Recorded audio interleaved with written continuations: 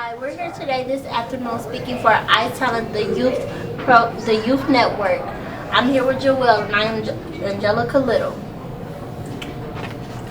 How did you manage to be the youngest councilman? Dollars and doors. That's the strategy to win campaigns. So really just rallying all the support inside of Inkster, and at the end of the day they voted for me. So just a lot of door knocking and a lot of fundraising. Did you have to do a lot of door knocking and fundraising on your own? Yeah, it was me and one of my good friends. We started off the campaign. We were hitting a whole lot of blocks, knocking on a whole lot of doors, running into a whole lot of people, and a whole lot of dogs, stray dogs, and all types of crazy stuff. But it was exciting. So. How would you tell us to go about being the next young councilman person if we thought about doing that? To do that, just start learning as much as you can right now, talking to people, especially the seniors. They're the ones who vote the most. So definitely just get out there, just start showing your face to people, and they'll take you under their wings and help you out. So really just getting your name out there right now. Next time the election comes up, you can run. And there's no age in the charter, so I mean anybody can really run for council at any point in time if you think you're ready for it. So. How long did it take you to become councilman? We started January 12th is when we kicked off the campaign. So from then until November, so about 10 months we were campaigning. Bad. Did you have to change your image and your mindset to be on the city council board? I don't think so. I think it's important to not change because you represent people. So it's not like a set kind of person you need to be for city council. You just need to basically on city council what you're doing is taking your skills and your talents there on the board to work with everybody else. So I don't think that I had to change anything really to be on city council. Oh, good. Yeah.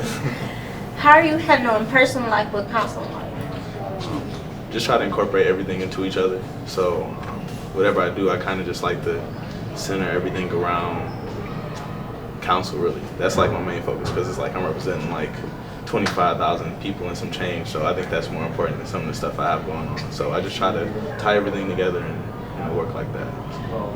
What made you feel like you had to give your time back to us? I don't know, this is just where I grew up. I just, me and a few people got together, like the mayor, Councilwoman Wiley, some others, and we've seen the city and the direction it was going, and we just felt like it was time, get to work in a higher capacity where we can actually, make some greater change. So we just felt like it was time to just get to work. I understand.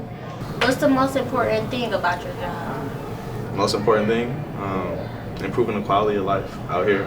Because I know when I was growing up, we had a whole lot of different programming and services that have been cut over the years. So just to bring the culture back to the city and restore some programs and services that have fallen along the side, I think that's probably some of the most important stuff out here. What are some of the programs you're trying to bring back that you have? A lot of the summer jobs and summer sports and stuff for the youth, definitely, just to give them an outlet so they're not just running around the streets. Would like to work very closely with the police department as well, because we had a couple issues there, but we're working on that with our new chief. Besides that, just some community development, economic development, bringing some business back to the city so we can generate some revenue. Good. Where do you see yourself in the next 5 to 10 years? Next 5 to 10 years. I'll be commissioned as a second lieutenant in the Army. But I'll be in the National Guard, so I'll still be local. Probably still in office. I'm not sure what office yet. Maybe city council, something on the state level, something on the national. I see someone shaking their head off on the side. So, I'm definitely always going to be a friend for Inkster, but I would like to excel though, so we can bring even greater resources to the city. So I'll definitely be in politics, and besides that, I don't know, maybe running a business or something. What are you trying to do for the youth by you kind of being close to our age, not that old? Yeah. Really just provide an outlet in some area where all of you can come together and whatever you all like to see in the city, hopefully we can get that done. So just some kind of pipeline for you all to kind of allow your ideas and stuff to play out in our city. How long do you plan on being on the council board? I know for sure I'm going to finish this term. After that, I'm not sure yet. It depends on how things are looking in 2019.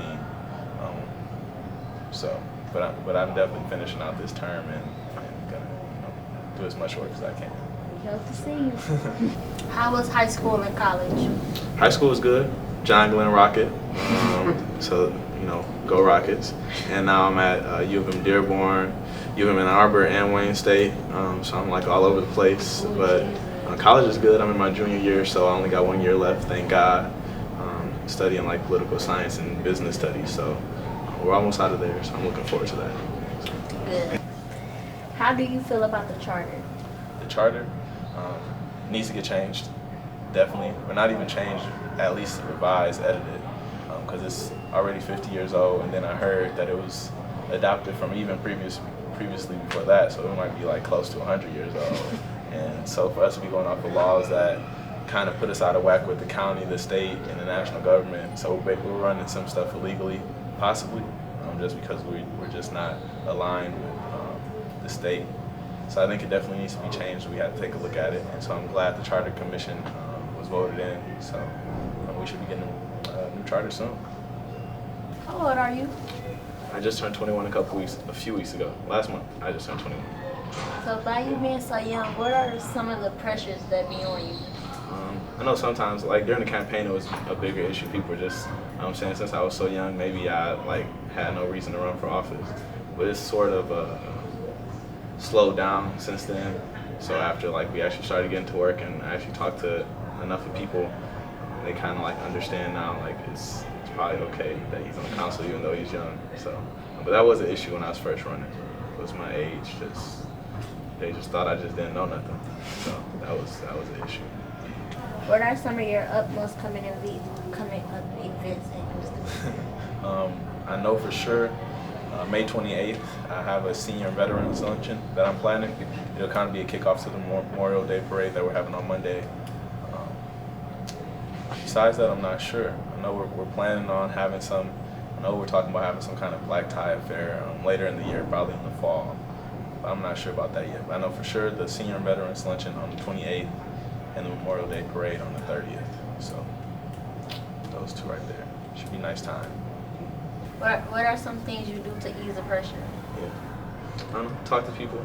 I just had that conversation with them, you know, let them know like I'm not just like an open mouth breather, you know, like I actually know some stuff. And then I like to have fun. I like doing a lot of outdoor stuff.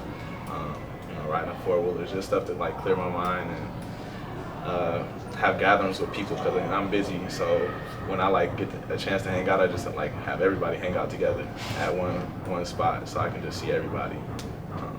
How can you help by moving forward?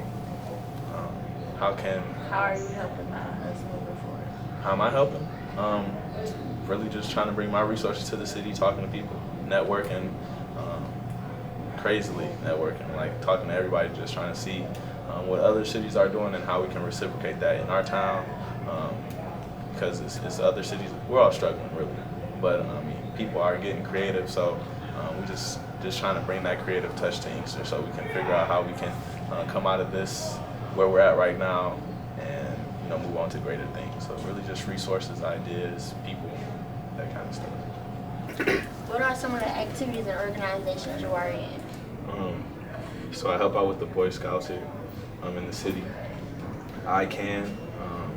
Then quite a few block clubs, and then I'm on the board of director for the Chamber of Commerce.